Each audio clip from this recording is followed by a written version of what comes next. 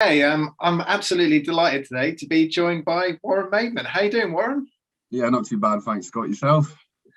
Brilliant. And it's weird because I think I've seen you more in the last few weeks, just sort of stood on the side, itching to sort of get back into Yeah. football. Where you've had the last couple of games back, so I know a bit on the bench. How's it felt to be back in the squad? Oh, yeah. To be fair, I was buzzing when Greasy told me last Saturday that I was going to be on the bench. He asked me at around half one when we all turned up, and yeah, I don't think I've ever answered a question so quick in my life. I'm just happy to be back involved. Really, it's just I've watched I think 10 games or 9 or 10 sort of games, and I mean, it is fun watching the games, but I'm watching it thinking, oh, I'll be doing this differently, I'll be doing that differently, and I'd be like to be giving people advice and stuff. But yeah, I'm just really excited to be back involved, sort of in and around the squad and feeling like I'm playing a part. Well, I can tell you, it's not fun watching games when you're 23, a football player, and wanting to be there. I'm sure you're putting a brave face on that, and we'll cover that. Yeah, It's okay to watch games when you're 40 and you can't do it anymore. That's when you can start watching games and you watch youth games and you watch everything else because you can't do it yeah. yourself anymore, or you think you can, but you're not going to put anyone out. Um, but yeah, so being back and involved around the squad. So let's take it back a couple of weeks. So it's probably about sort of 8 weeks ago, 9 weeks ago now. Obviously, you picked up that injury in the Plymouth Parkway away game. Yeah. Obviously the first thoughts were, and everything that went across all of our Twitter and everything else, that you'd kind of broken your ankle or that sort of thing. Talk us through what actually happened. Oh, when I actually had the initial tackle, I didn't really think a lot of it. I thought, yeah, it was a tackle. I've taken one really. I thought it'd just be I'll be all right. And then all of a sudden, I sort of looked down at my ankle and realised that it ballooned out to around sort of that size. It was a very big sort of impact on it. And I knew straight away, so I was calling over towards the bench saying that I need somebody on quick because I knew that it was bad. Hmm. Um, and I was expecting to see the referee pull out a red card, but that's another story. It was a yellow in his eye, so I can't really argue that. But yeah, it was horrible. And after that, I went straight to the local hospital, got straight in, had an X-ray done just to see if I had any sort of breaks or fractures. Luckily for me, there was no break or fracture, so I went to the hospital the following day because I didn't get home till around sort of half 4, 5 in the morning because it was down in sort of Exeter way. So yeah, we had to travel all the way back from there. So I sorted out a appointment the following day at a hospital so I could get a second sort of opinion on it. And they told me that it was just ligament damage and no break or fracture. So that was sort of a plus in a bad situation, but still it was horrible. It's sort of the first injury I've had really as a player. I've had little niggles here and there, but never anything was put me out for 7, 8 weeks. And yeah, it did impact me a lot, to be fair. I've had days where I've been a bit down and in the dumps and a little bit upset, but I've just been sort of concentrating on getting myself back to where I was pre-season and before the injury. I was going to say, because on the night of the injury, obviously the people took to sort of Facebook and Twitter to sort of instantly find out how you were doing and to wish you well. Was it good to see those messages? Did they help, or was it just kind of Oh still a yeah, blur? I really was taken back by the support and messages that I was receiving, and I was really happy with the fans how well they were sort of dealing with it, and I'm just happy even that we got the draw in the end, to be honest, because I felt we deserved it. But yes, the support and the fans have been outstanding all season. So it kind of it kind of feels like in my time, sort of watching you as part of the club, Warren, that every time you kind of cement yourself into that sort of first 11, obviously you had a great pre-season this summer. First game against Highworth, then into this Plymouth game. It reminded me of 12 months ago when it was kind of like starting in all the FA Trophy games. So sort of getting the Yeah, Northleigh game on board, all those sort of things. And then lockdown happened. And prior to that, I know it was the other lockdown. And yeah. how does that, is it frustrating? It must be frustrating.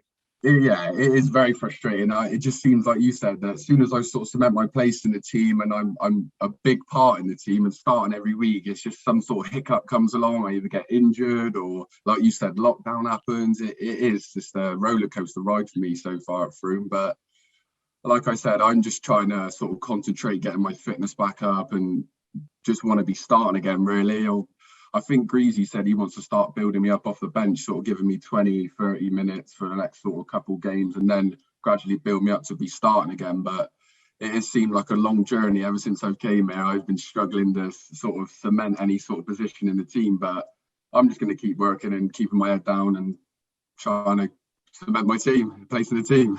Absolutely, and I think it's one of those, you can clearly see it. There's no kind of, like, the fans have taken to you since you joined, and everyone knows that what sort of player you are. Obviously, no holds barred. You get stuck in defending, like, well, everyone at my age would say proper defending, but obviously you've got the ability with passing range and stuff like that. It's great to see, and I think it's something that the fans do enjoy, and do enjoy seeing your name on the sheet. And I think it's all of those little moments of going, okay, right, yeah.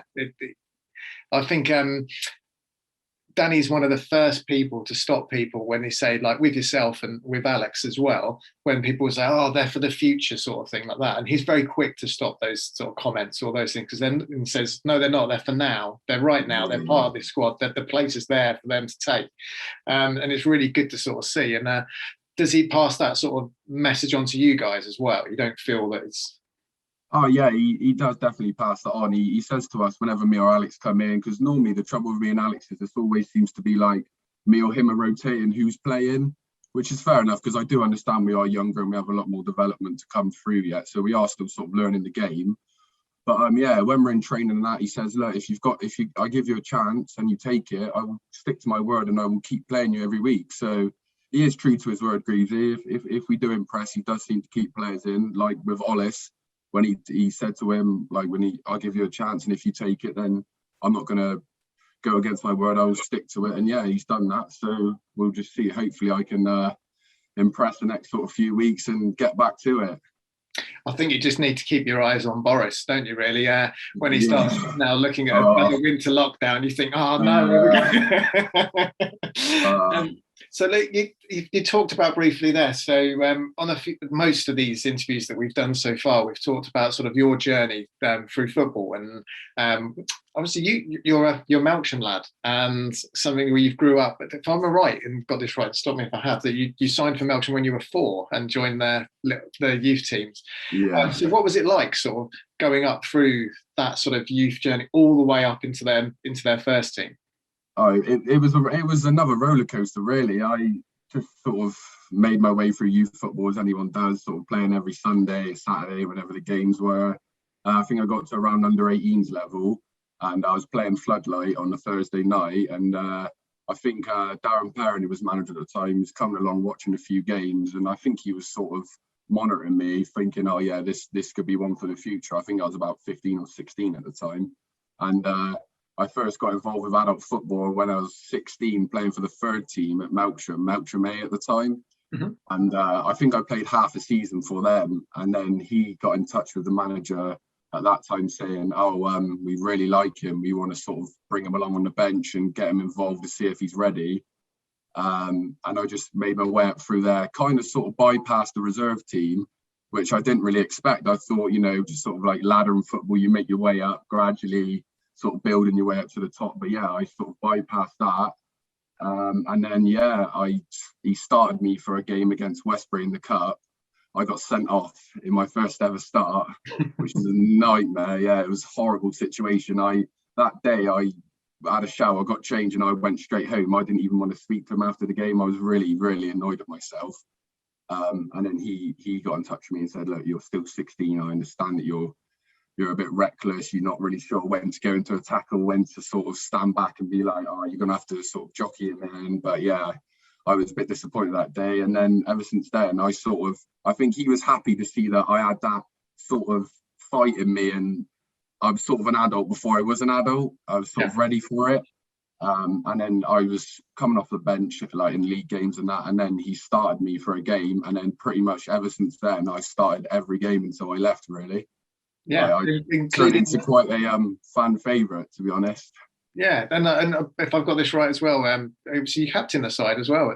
Yeah, I was at quite a young age. I think I was captain for the first time when I was 20. So yeah, it was. I was really proud to be captain, to be honest with you. Walking out to, because we got quite a lot of fans at Melksham as well during that time, because that was when the new ground was coming along, and we were sort of getting a lot more spectators, which is expected because it's new.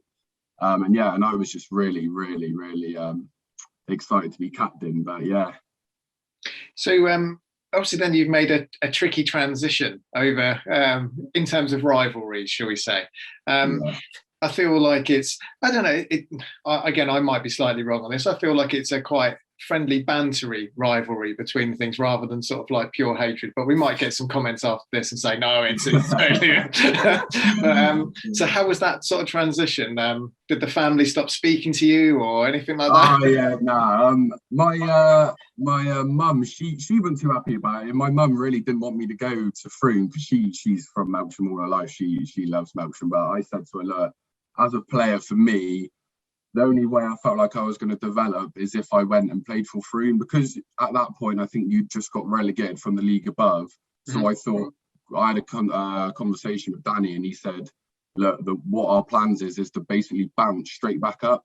We don't want to be hanging around in this league for too long. And I thought the conversation I had with him was a very positive one. So it was sort of a no-brainer for me. And the fact that it was a new management coming in at Melksham, I felt like I didn't sort of really owe the management anything to sort of stay. Like, I didn't really know him or anything, but yeah, it was a tricky decision for me at the start, because I had Darren Perrin, the chairman, which I respect highly, because he did sort of introduce me into adult football, and without him I probably would have been sort of coming onto the scene a couple of years later than what I did. So yeah, it was a hard decision, but a decision that I haven't looked back on once, to be honest with you. I feel like I'm a part of the Frome family now, and the fans seem to have taken a warming to me as well. So yeah, I'm absolutely delighted with coming over to Frome.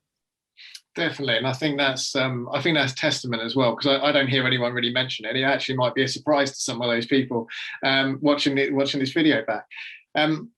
So I think it's looking at that, so looking forward now. So you've sat there this weekend, unfortunately on the bench, and definitely wasn't a game where Danny was going to throw on a defender to sort of get there. What was it like watching that Cinderford game? Oh well, first of all, it was freezing. I forgot to bring my tracksuit bottom, so I was sat in my shorts and my socks. Luckily, I brought my jumper though, so yeah. First of all, it was freezing, but yeah, the game, something wasn't clicking. We didn't start right. I don't know what it was. I don't know whether because they were sort of a lower league opposition, we turned up to the game thinking we were going to sort of turn them over pretty easily, but they soon said to us that ain't going to happen. So yeah, they scored 2 good goals, I would say, in the first half, and I think everyone on the bench and even the players on the pitch was sort of shell-shocked at what happened, really. But we did still have chances in the first half, and we should have probably maybe taken 1 or 2. But at half time, the whistle went, and I looked at Greavesy, and he was already sort of halfway on the pitch, running over to the trying to get into the dressing room, sort of, and there was players like plodding along, like walking along, and he was sort of shouting, saying, "Get in now, get in now." And yeah, I was going to go in and get a pair of joggers off somebody, but I made sure to stay out there because I didn't want to get told off as well as everyone. I don't blame you. I watched Danny's video from afterwards, and he seemed very calm. And I was thinking, he knows how to do it now, doesn't he? This video, it's everything was fine. He's had too many interviews. Because we stayed after the game yesterday, me and Alex with him, and went out on the pitch after and done a couple of drills just to sort of keep our fitness up and match sort of tempo. And I'm not sure of his name, but the one that does the recording, the reports, he said, "Oh, Danny, is it right if I have an interview for him?" And Danny turned around and said, "As long as you don't talk to me about the first half, we'll be all right."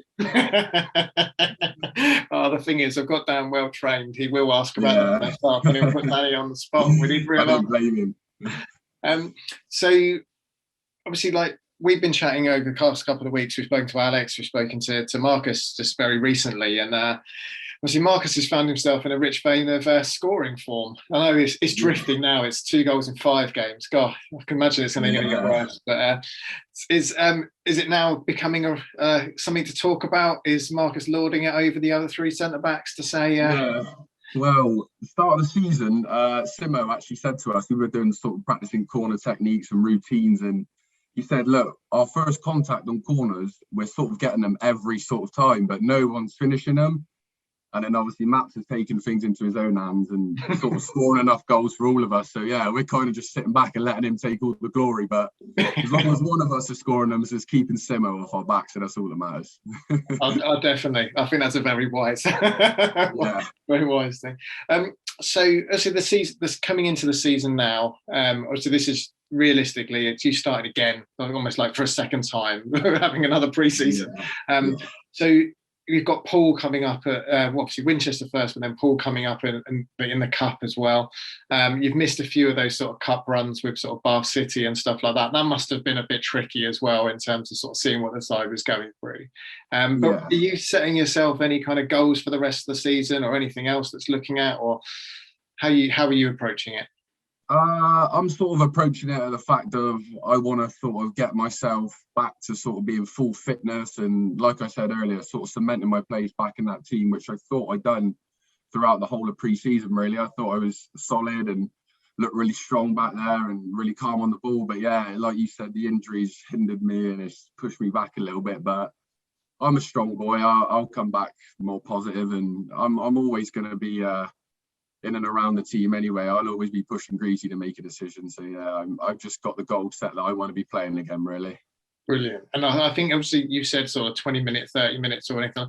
I think with this run of games that's coming up now, Saturday, Tuesday, the 50 and the cup runs have not been kind. I feel like a couple of those could have just definitely been shoveled on to the end of the season. But it's going to be a interesting time. And I think how are you feeling about this kind of squad's feeling at the moment? Is there kind of a pressure on now? I spoke to Marcus and he said he wasn't looking at the league table or anything like that. Is it starting to creep in, or? Sort of. I think Greasy had his team talk yesterday before the game, and he said, I don't know if anyone looks at the team table. And I looked around the change room and I don't think anyone was sort of nodding their head. I think as a player, you don't really want to look to see how other teams are getting on.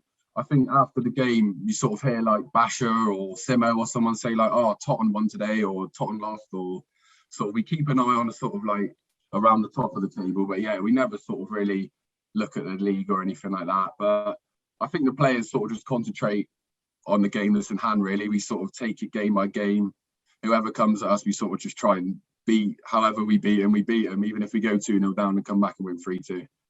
Definitely, the resilience in the side is all there to see. Do you know what I mean? How many times, especially away from home, that Plymouth game, the Cirencester game, now this game as well. They're all points that are going to be massive towards the end of the season, I feel. Yeah, it takes a lot of character to really come back from a 2-0 down, especially away from home. Like you said, it does take a lot of character, and I think for the players to come out at half-time sort of in the cold, like I said earlier, and get a result, it really does say a lot about our character and sort of what our aspirations are this season. I mean, a lot of players around the changing room, we see ourselves winning the league, which is sort of where we want to be at, in and around there. Promotion, sort of playoffs at least, I think is our goals. But yeah, we should just need to stick at it and take it game by game, really. Brilliant, Warren. It's been absolutely amazing to speak to you today, and I wish you all the best. And obviously, look forward to seeing with you. Well, definitely be on the team sheet somewhere on Tuesday, and see what the Winchester game comes, and then Paul, and so then they all come in thick and fast. So look forward to seeing you back in the starting lineup. And thank you again for today. Yeah, no worries. Can't wait to get back to it.